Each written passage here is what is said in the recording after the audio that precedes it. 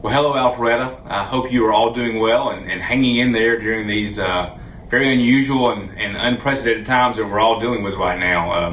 Now, there's a lot of questions, a lot of concerns, a lot of uncertainty about the future, but one thing I wanted to be sure that you heard from me today is that we're still here, and we're still a 24-hour, 7-day-a-week operation, and we will continue regardless of what the future holds to meet your needs, your public safety needs moving forward. So please don't hesitate to call upon us when you do need us. You know, the city did a great job in taking the steps, I think, necessary to do our part and hopefully flattening the curve by shutting down all the public offices here in the city. And so by doing that, we're not only reducing exposure for you, our citizens, and coming into our public buildings, but also hopefully reducing the exposure of our employees as well, because we want to keep them healthy and make sure they can continue to work and do a good job of serving you. So that does also include our front lobby and our records area as well.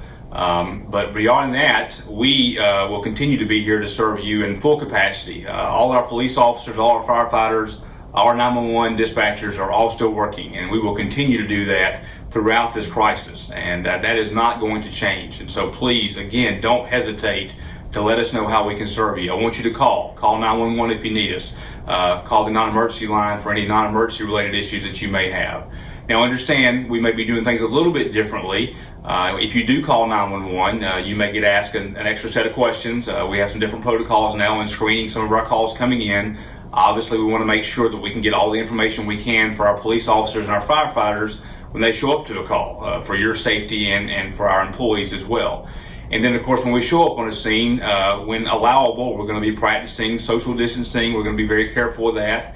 You may at times see our firefighters and sometimes even our police officers in protective gear, depending on what kind of call that is.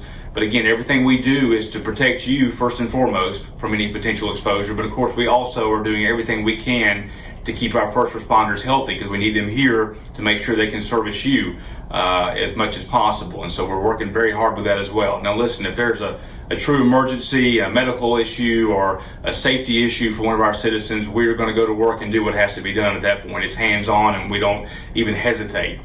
But for the many calls that we get where we have some time to work through that, we're going to be very cautious and careful in how we approach that. Again, the number one reason for that being to take care of you and protect you, but also protect the health of our first responders.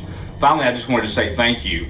You know, I've been reading and hearing, as you probably have, some interesting and crazy stories from other cities and other parts of the country and even in our state regarding some of the panic that we're seeing. And you have remained calm, and I very much appreciate that, and we appreciate that. That makes our job easier, obviously, and it's just better for the city and our community as a whole. And I do encourage you, regardless of where this goes, and we don't know, we still have a lot of unanswered questions, but regardless of where this ends up, to continue to remain calm.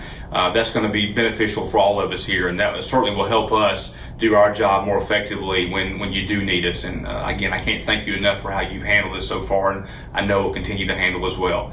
Now listen, if you have any questions at all of us, please don't hesitate to reach out. You can reach out through all our social media platforms, direct message through Facebook, through Twitter, through Instagram. Send us your questions. If we don't have the answer, we'll find out and get back to you. I promise you that. We also have a couple of sources of information. We have a COVID-19 blog that we've been utilizing now for a couple of weeks, and it's nothing but facts and information, but we feel like it's information that's been beneficial to you. I know a lot of you have already been utilizing that, and so I encourage you to continue to do so.